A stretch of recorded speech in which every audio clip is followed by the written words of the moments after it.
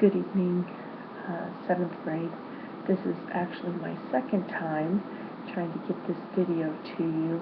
I pushed the wrong button last time and lost everything. So, I'm going to go quickly.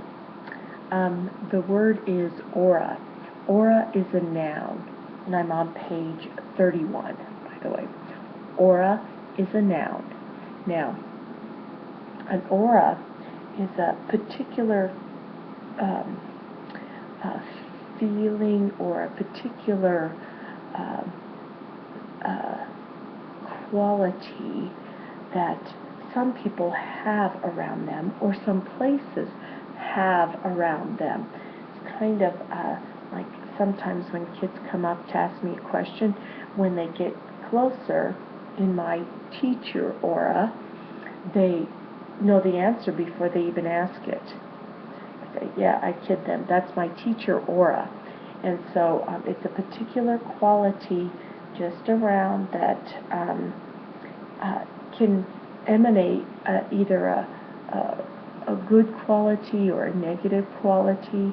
Somebody might have, or some person might just give off a certain quality, a negative vibe, you might call it, or a negative aura, and you just want to leave them alone. Okay, that's what aura is. Places can do the same thing. If a place looks inviting, has bright lights and stuff like that, it might have an inviting aura. If it has a bunch of light bulbs out and kind of skull and crossbones on it, you might be thinking, ooh, kind of negative vibes about it. It has a negative aura.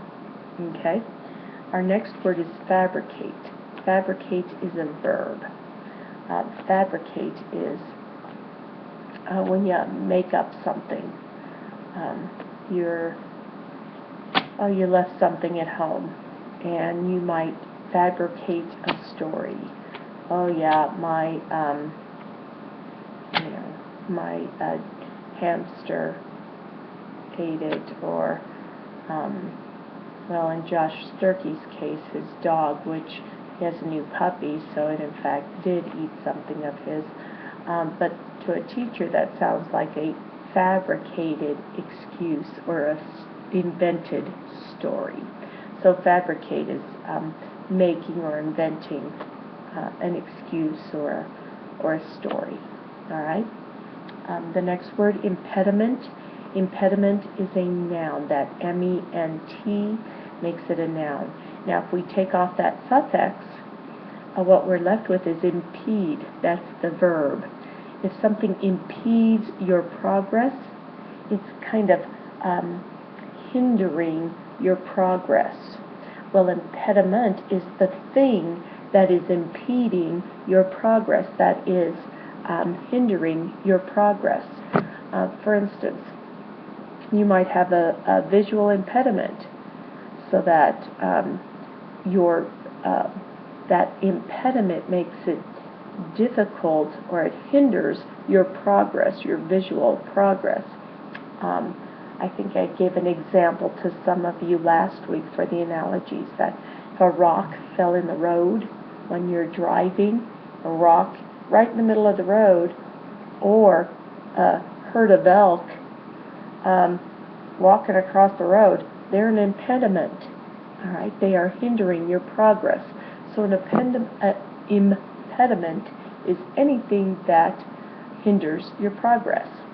All right, that's a noun. Our next word is mediocre.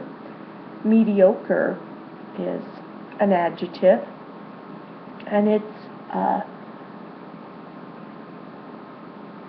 like an evaluation of something. Okay. For instance, my test score could be mediocre, which means in the middle, average. Okay, not bad.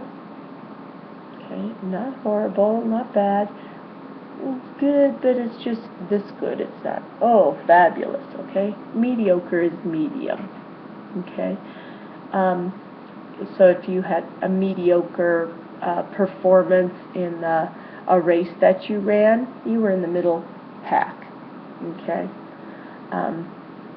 Didn't break your best time, didn't go lower. You know, you're pretty much stayed the same. That's mediocre. All right? Opportune. Opportune is an adjective. To make it into a noun, we add a ity and we get opportunity. An opportunity is a great chance for something. All right, a great opportunity is something that, whoa, wow, we had a great opportunity to go down and see the play last week. That was a fun opportunity. Okay, so what opportune, the adjective, means is that a certain situation, if it's opportune, it is advantageous, or it is of advantage for us. All right.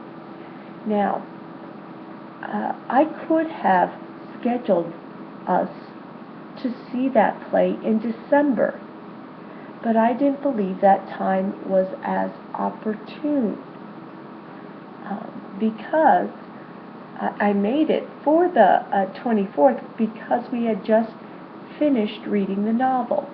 It seemed to me to be an opportune time to see the play, right after we had finished the novel. So it was advantageous for us to see it at that time.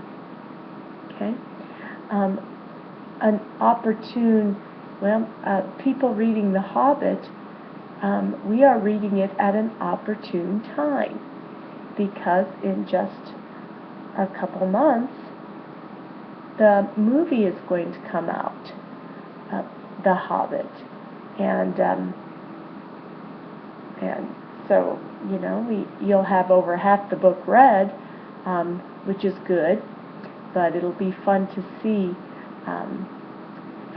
how Peter Jackson, I think, is the director, how he interprets the novel. So that's what opportune means, and it's an adjective. My next word is qualm.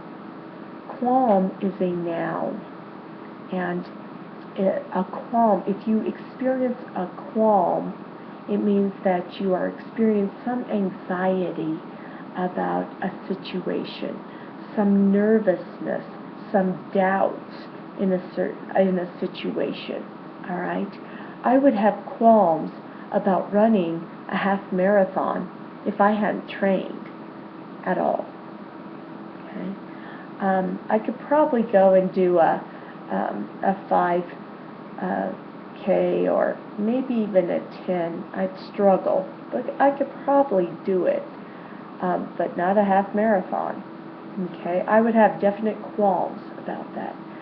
I would have qualms about going into a building or going out into the parking lot,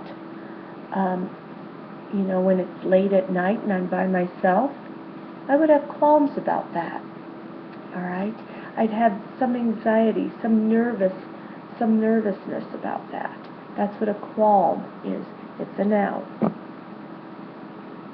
Reactionary can be an adjective or a person noun. Okay? Either an adjective or a person noun. Now, it's easy to understand the meaning of this word, especially right now because of the campaigns, the presidential campaigns that are going on. I think President Obama accused Romney of being a reactionary or wanting to go back to an earlier policy, a policy from the past, saying he was, kind of thinking in, I think it had to do with the military. And so he's having a reactionary response to the military, or to a reactionary decision or policies that go back, and he says they're antiquated. All right, they're no longer useful. Those policies. So a reactionary, as a person, wants to go back to a previous policy. All right, or a previous condition. All right, so they really want to advocate things of the past, policies of the past. Okay, if you like bring back maybe economic policies from the past, a reactionary would want to do that. They say, hey, it worked well back then, we should use it now. Okay, that's a reactionary response or statement. Stamina is a noun. Stamina has to do with energy.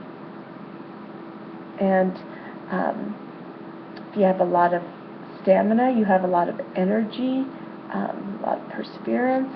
So what helps build stamina, good stamina, or high energy level? Well, proper diet and proper rest. All right. Neither of which I did today. I ate this pumpkin cake that I made. I usually never eat, the sweet stuff and the fattening stuff, but man, was it good. And I didn't run afterwards, so my stamina level might not be what it usually is come tomorrow. Zealous is our next word. Zealous is an adjective, that O-U-S. Okay, so even if I don't tell you, an O-U-S, always adjective. Now, if we take off that suffix, then zeal is the noun. Zeal means a lot of excitement, a lot of enthusiasm. Okay, if we add an O-T onto it, zealot, we get the person noun. Zeal is the idea or the characteristic.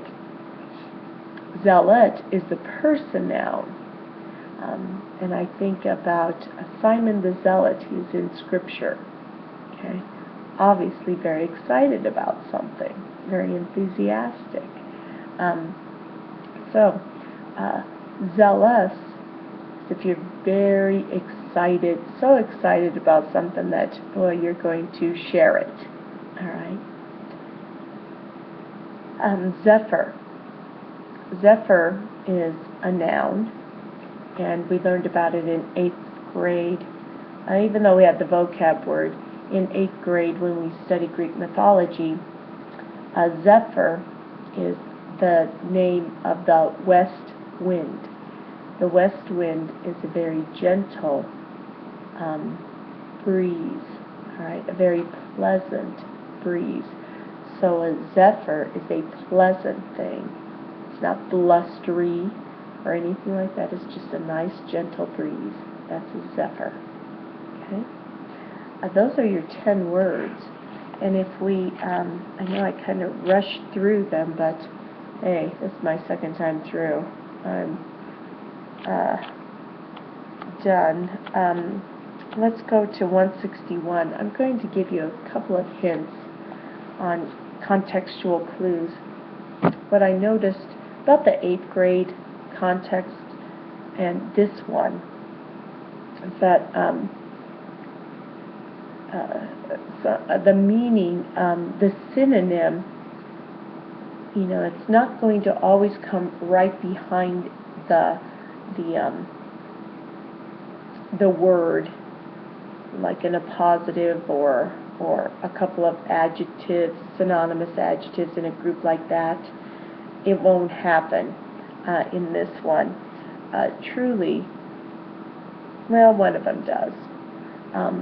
But mostly they come either a couple of sentences before, and one of them it's quite a few sentences before, or a sentence in the sentence afterwards. So make sure you're prepared to look ahead and after, the word for a synonym. I did see in this one, well, the first two give you the synonym right after. But in the second column, there's one word that, boy, the clue is in the very beginning of the paragraph when the word, the vocab word itself, is way at the end. So be careful on that one.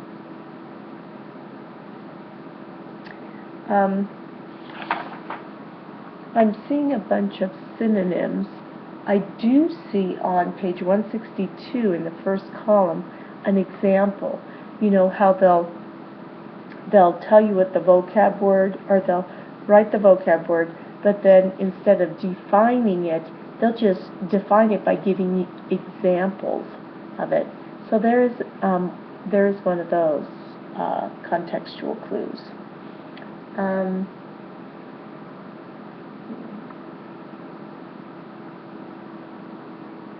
Yeah, otherwise they're kind of either synonymous, worked in the sentences somewhere. I'm not seeing any like or as, like I'm using a simile to define it. I'm not seeing any of that. No, they look like their definition is either going to be, either right after or a few sentences above, besides the example one. So I think they look pretty obvious. So I hope that works out for you. We'll talk to you later, and I'll be posting 9 tomorrow evening. I'd hoped to get them both, but with having to do this one a second time, it just wasn't happening for me. So I'll talk to you soon. Bye now.